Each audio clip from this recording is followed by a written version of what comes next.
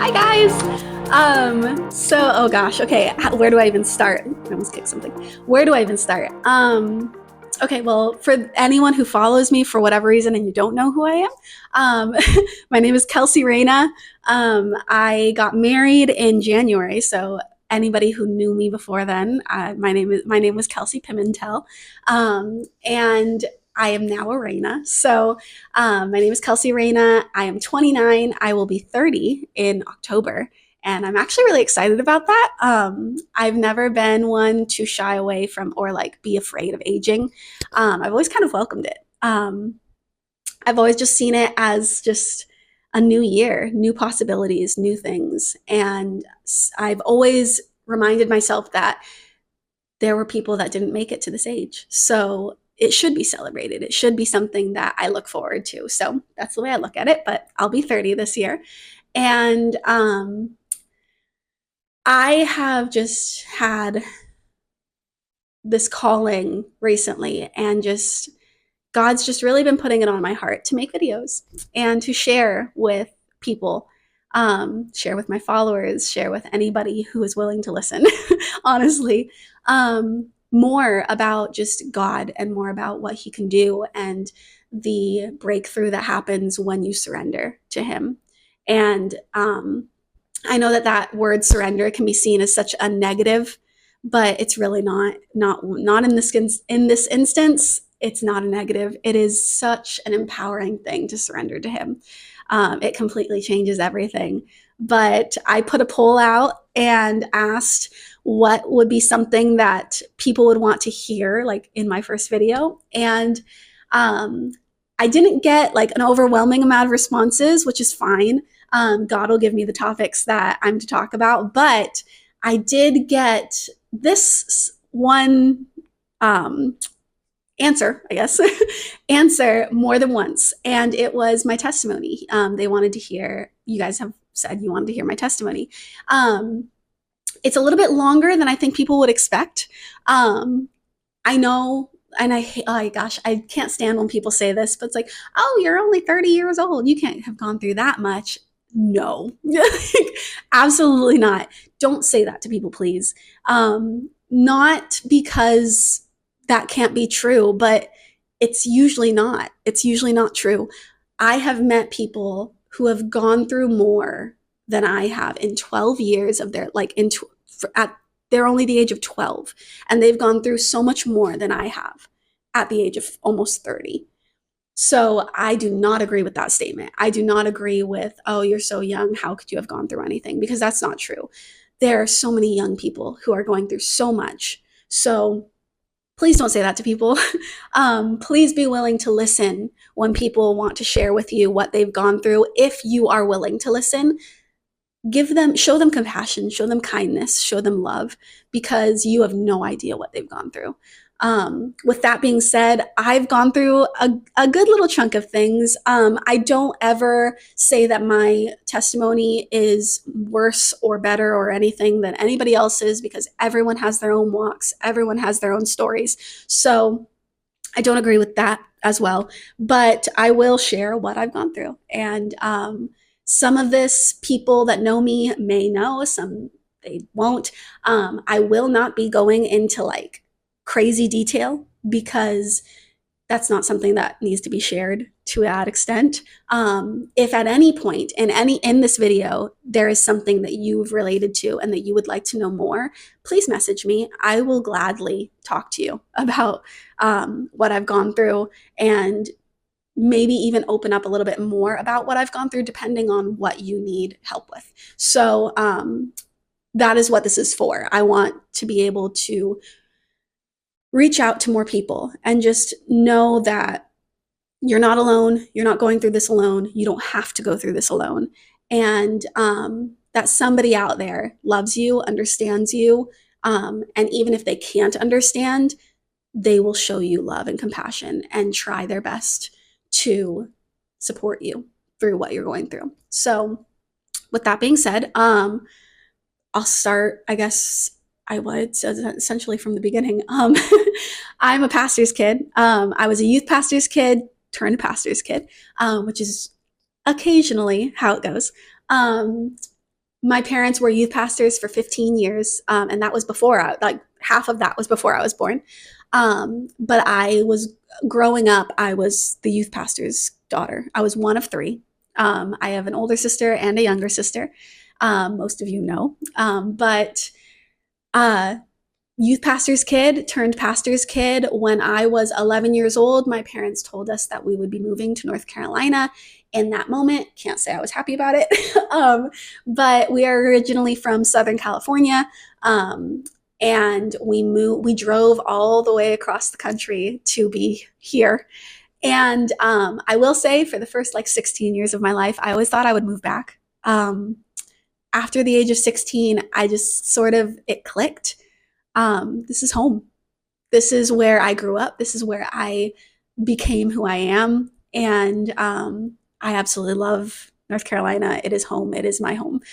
Wake Forest is an amazing, amazing city to live in. It's still considered a town. I'm sorry. The town is such an amazing place to live, and I've loved it here. I've loved every minute of being here. But so we moved here when I was 11 years old.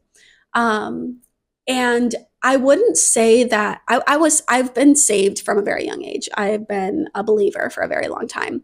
But I won't say that I was always one, because I wasn't. So when I was 13 years old, my mom, Rosemary Pimentel, was diagnosed with stage 4 colon cancer. And that shook my world. I got very angry with God very quickly. My parents got saved very like as young adults. They were in their early 20s when they got saved. They got saved at the same exact church service together. And it's just a beautiful love story that they have. But they have never backslid. They have never turned away from God. They have never fallen away, I guess, is really, I mean, those are really the only 3 words that I can say. They have lived faithfully for Christ their entire salvations. They've been saved now for, I think, gosh, like 38, 39 years, which is insane. It's amazing. I love that. It's so incredible. It's just inspiring. I'm sorry. I aspire to be like that, to be like them one day. And 13-year-old Kelsey was obviously, rightfully so, very immature. I was very immature in my walk with God. I was very immature in just myself. I was a preteen. I didn't really know, well, I was technically a teenager, but preteen, still preteen. I didn't have the faith that it took to understand that my mom was going to be okay, or to believe that my mom would be okay. I heard cancer, knew immediately that's not good. I heard stage 4 and knew there is not a stage 5. So I began to I feel like I genuinely, I started to just spiritually deteriorate,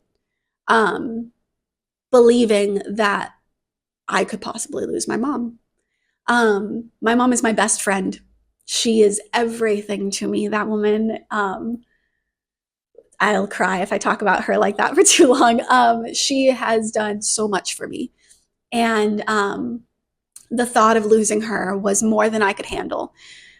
So at 13, I became very angry at God.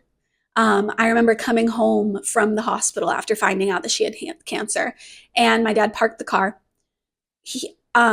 The minute he parked the car, I opened the door and I just took off running. We live on a golf course. My parents do. My parents live on a golf course. So I just booked it onto the golf course. It was abandoned. It wasn't currently at the time opened, and it is currently still not opened. I think they're selling the land or something like that. But besides the fact, I took off running. And I remember just running until I collapsed. I tripped and fell, pretty sure. And just laid on the ground sobbing. And I remember getting to my knees and looking up and just yelling, screaming at the sky, because that was God to me. The sky was God. So screaming at the top of my lungs that I hated him, that why would you do this? Like, I'll never serve you again. I can't believe, like, I was just like going off, just everything that I could possibly, everything that was coming into my head was coming out of my mouth. Um, and I remember standing up, kind of like cleaning myself off and looking up and saying, "You lost me," turning around and walking and slowly walking back to my house. Um, it like kind of just was downhill after that point. I started hanging out with people that I shouldn't have been hanging out with. I started cursing like crazy, even though my friends told me not to because it didn't fit me. They're like, it doesn't sound right coming out of you, just stop. And I was like, no, I can't. Like, I'm going to say this because I'm going to show God that he's not in charge of my life anymore. Like, it was just childish, stupid.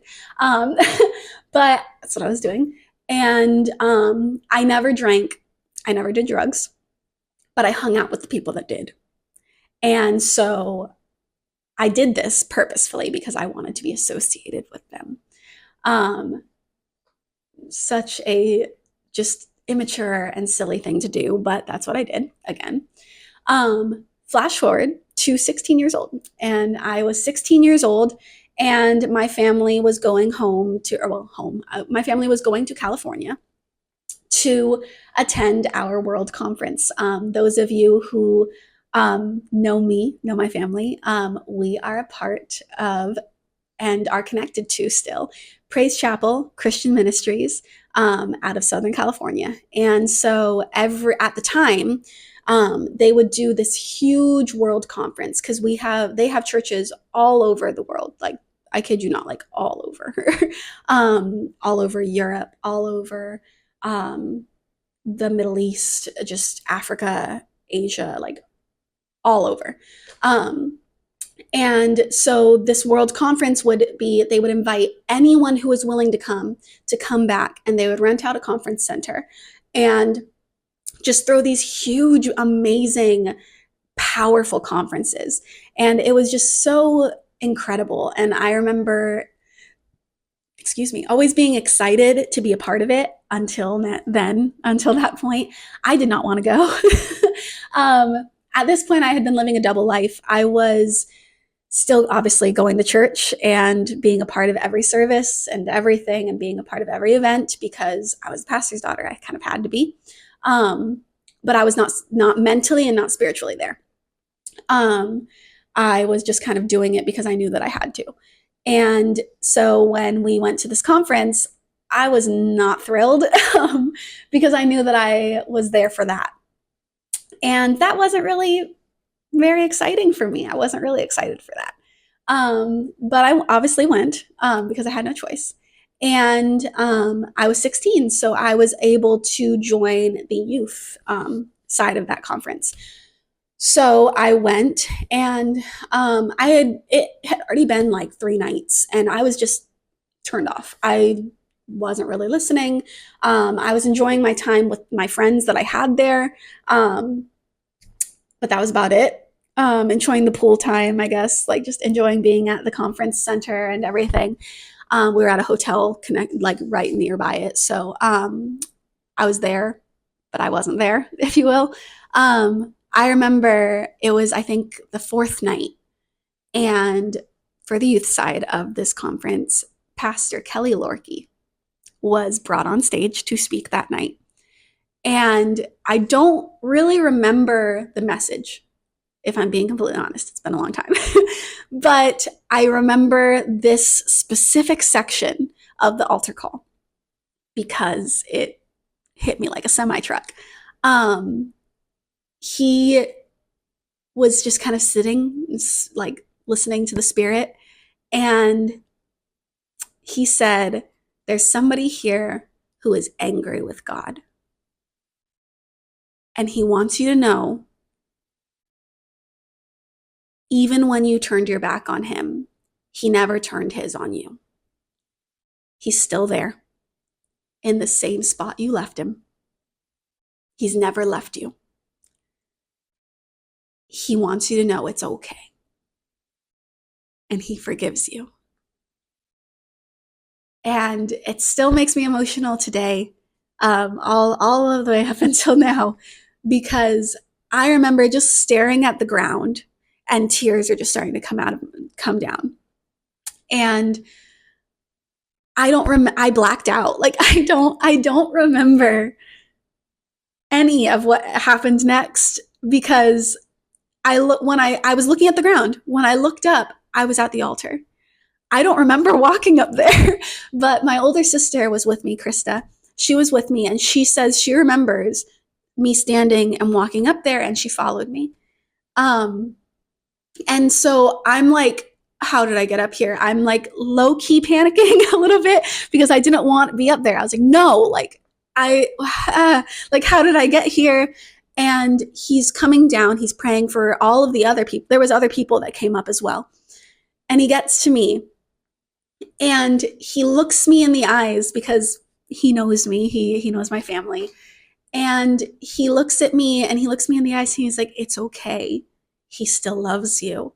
And he just puts his hand on my head and I crumbled to the floor. And I remember all of this because my sister's arms caught me. And I'm sorry, my big sister and my brother, her husband, he is not my brother-in-law, he is my brother. They have been there for me through so much. They mean so much to me. And Krista has just gone above and beyond with everything that she's ever done for me. But so when she caught me, it felt like God was holding me. And I just remember just the overwhelming flood of just feeling loved and just knowing that I was going to be okay. And I remember rededicating my heart to God. And I wish I could say that everything changed. I was a completely new person overnight, and that my life with God, that was the beginning. It was, but I had a slow start. It was really, really hard for me because between those 3 years, from 13 to 16, I had allowed a lot of dark things to inhabit my life, my mind, and my heart. I dealt with severe depression, suicidal thoughts, and anxiety. And in the midst of all of this, the people that I called my friends introduced me to pornography. And that was, of all of them, they all had those strongholds were so incredibly gripped onto me. But the pornography was the hardest one to break. I remember from 16 to 18 just struggling so bad, struggling so bad with my walk, and just trying so hard, but it was hard. It wasn't easy. It wasn't I struggled. And I remember at 18 years old, rededicating my heart for a second time. And that's the only 2 times that I've ever done it. I am not against the consistent rededications, but at some point, it has to be real. At some point, you have to make that decision and that be your final decision. For me, that's the way that I've always believed. At 18, I made that final decision that I was never going to turn my back on God again. And I remember this because the speaker was talking about depression, and I remember answering that altar call and him giving me the mic and telling me to scream at the top of my lungs. And it took a minute because I was scared. I didn't want to. But I remember at the end of his praying over me, screaming like bloody murder, screaming into that mic, I am free. And he just kept saying it, say it again. And I would just scream it again. I'm afraid. And that was the pivotal moment. That was my moment of change. And I just there was never a point in my life where it wasn't worth it. I just kept going. I just kept following Christ. I just kept trying as hard as I could. And that's all he really asks, is just for us to follow him and try the best that we can to obey him and to just live for him and love the way he loves. That's all he wants. And so that's what I was doing. I was doing that, and at 23 years old, the enemy kind of threw a trial my way. I became romantically involved with someone that I shouldn't have. And I have no harsh things to say about this person, and I will not name this person. But the relationship got very serious. The abuse was verbal and mental, amongst other things that I will not name. And he just spiraled. And in the midst of that spiral was taking me down with him. And then I found out that he was cheating on me. And he had been for quite some time. So I left. I got out, and I praise God for that every single day. My mom and my dad saved me. I don't know what would have happened had I stayed. I might not be here today. I know that for sure. All of this to say, the enemy has tried so hard to stop me from getting to this point. I married the love of my life in January of this year, of 2024. We've been married for 4 months. And before I start hearing all the honeymoon phase stuff, we never had that in dating. So we have known that this was the one. I will take everything they've got coming with them. Every attitude from me, every attitude, every situation, everything, we will fight for this because we know that this was God ordained. I married my best friend. I love him so much. But the enemy tried really, really, really hard to make sure that I didn't get here. I have gone through so much that I didn't elaborate on, but God was there the whole time. He was there. He never left my side. He was always there, even when I didn't want him to be. He was there. And if I can just encourage you to know, he is still there. He loves you. He's not turned his back on you, even though you may have turned your back on him. I've been there. But I knew he was there still. And no matter how far I tried to run, he was always there. He always found me. And not in like a scary, creepy way. In the way a father loves his daughter way, where it doesn't matter how far we go, they love us and they will find us and they will help us and they will pick us back up, dust us off, and send us out again. God really wants me to do this, to start doing these. So please let me know if there's a topic you want to hear about. Message me. You don't have to comment it or anything, but I know I can't be quiet anymore. The enemy tried for a really long time and was successful for a really long time to silence me and to keep me quiet and to make sure that I never shared anything that I went through, because then I might help someone else get out of it by leading them to the one who can save them from it. And that would be God. But I'm not going to be quiet anymore. So I hope you guys are ready, because this is just the beginning.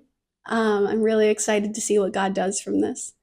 And I pray that you guys are receptive. I pray that this grows, not to elevate me, not to push me anywhere, because God knows I'm not meant to be on a pedestal in any way, shape, or form. But I will continue to speak up. I will continue to speak out. And God will always have all the glory. He rescued me. He is the reason that I am here today. And He has such great plans for me. He has such great plans for you. So don't give up. If you're going through anxiety or depression, if you're going through something similar, anything of what I've gone through, self-harm, hearing voices, I've had all of that. And the one thing that has remained constant is God. He has freed me from every single thing, and I will never be able to thank Him enough or pay the price of what He's done for me. But I will do so every single day by living for Him and by speaking for Him and by doing what I know I'm called to do. So if there's anything else that you guys want to hear about, please let me know. I'd love to share more. I am going to be praying about the next topic that I talk about, and I will also have guest speakers, if you will, on here. My husband, my mom, my dad, my sisters, my brothers, just everybody, in-laws, all of it. I really, really want to continue in making these videos and just see where God takes them. So super excited about that. I hope you guys are ready. This has been Real Talk, Kelsey. So bye, guys.